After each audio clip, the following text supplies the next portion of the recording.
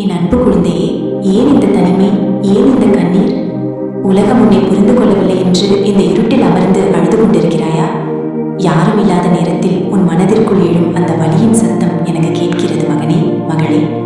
உன் ஒவ்வொரு துயரத்தையும், உன் ஒவ்வொரு ஏக்கத்தையும் உன் அம்மா காளி நான் பார்த்து கொண்டுதான் இருக்கிறேன். உன் பாரத்தை இறக்கி வை, உன் கையை பிடித்துக்கொள்ள இதோ உன் அம்மா வந்துவிட்டேன். வாழ்க்கை பயணம் சில நேரங்களில் கரடுமுரடாகத்தான் இருக்கும். முட்கள் நிறைந்த பாதையில் நடக்கும்போது உன் கால்கள் ரத்தமாகலாம், உன் மனம் காயப்படலாம். ஆனால் ஒன்றை மட்டும் நினைவில் வைத்துக்கொள், அந்த இரத்த துளிகளை நான் மலர்களாக மாற்றுவேன். பிறர் உன்னை ஏளனமாக பேசலாம், உன்னை கைவிடலாம். ஆனால் இந்த பிரபஞ்சமே உன்னை கைவிட்டாலும் நீ நம்பும் உன் கருணை தாய் நான் உன்னை கைவிட மாட்டேன். நீ சிந்தும் ஒவ்வொரு சொட்டு கண்ணீருக்கும் ஒரு அர்த்தம் உண்டு. அந்த வலிதான் உன்னை ஒரு வைரமாக செதுக்கப் போகிறது. பிள்ளையே, நீ பலவீனமானவன் அல்ல.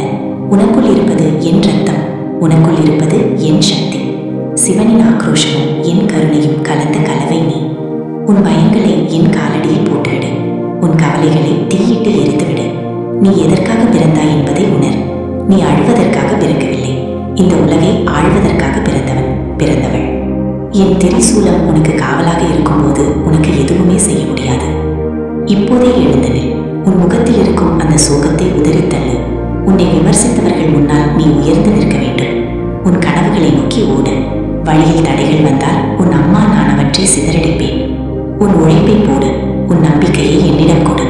காலம் கனியும் நேரம் வந்துவிட்டது. இதுவரை நீ இழந்த அனைத்தையும் மும்மடங்காக உன்னிடம் திருப்பி தருவேன். இது உன் அம்மாவின் வாக்கு. மனம் அமைதி அடைந்ததா என் கண்ணே? உன் மனதில் இருந்த பாரம் இப்போது குறைந்திருக்கும் என்று எனக்கு தெரியும். இனி நீ தனியாள் அல்ல. நான் எப்போதும் உன் பின்னால் ஒரு நிழலாக, ஒரு கவசமாக இருப்பேன். எந்த கஷ்டம் வந்தாலும் அம்மா காளி என்று ஒரு முறை கூப்பிடு. காற்றை விட வேகமாக உன்னிடம் வருவேன். போ, வெற்றியை நோக்கி போ. என் முழு ஆசைகளும் உனக்கு உண்டு. வெற்றி உனதே. ஓம் சக்தி.